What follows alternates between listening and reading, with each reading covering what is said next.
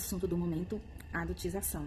E quando eu assisti esse vídeo, a primeira coisa que eu lembrei foi, literalmente, o vídeo já começa falando sobre gatilhos. E eu vou falar sobre um gatilho que eu tive e eu quero compartilhar com vocês nesse momento. Na minha época, quando eu tinha lá meus 10 anos, o que importava pra mim não era curtida, não era rede social, não era celular. O que importava pra mim era balinha. E é sobre esse gatilho que eu quero falar pra vocês. Nessa época, quando eu era pequena, eu e a minha irmã brincávamos na rua da nossa casa. E é um assunto que eu sempre quis trazer aqui e por isso o gatilho me fez lembrar e eu quero compartilhar com vocês. Naquela época, os pais deixavam a gente brincar na rua. E naquela época já existia o perigo. Só que hoje o perigo tá virtual. E naquela época, como hoje não mudou, existia o perigo também presencial. E um dia, eu, com a minha irmã, sempre dentro do terreno, porque às vezes minha mãe não deixava brincar na rua, e nesse dia eu estava dentro.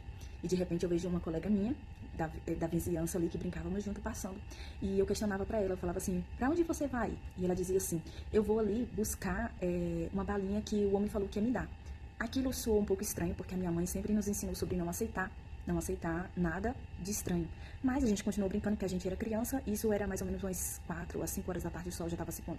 E foi passando-se o tempo, e de repente, quando já deu ali 6 horas, 6 e meia, a mãe dela passa perguntando, questionando sobre ela. Não vou citar o nome dela, onde que foi isso que aconteceu, mas é só pra vocês saberem o perigo que a gente passa hoje, e esse assunto é muito relevante. E de repente a mãe dela começa a se preocupar e não encontra ela não retornou pra casa. Então todos os vizinhos ali e todo mundo começou a procurar e não encontrava ela. De repente, mais tarde, a população assim já estava muito preocupada, porque era uma cidadezinha pequena.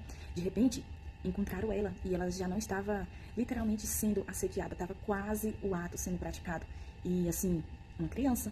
E por que eu estou comentando isso com vocês? Porque hoje a gente vê isso virtualmente, né? O abuso está na mente.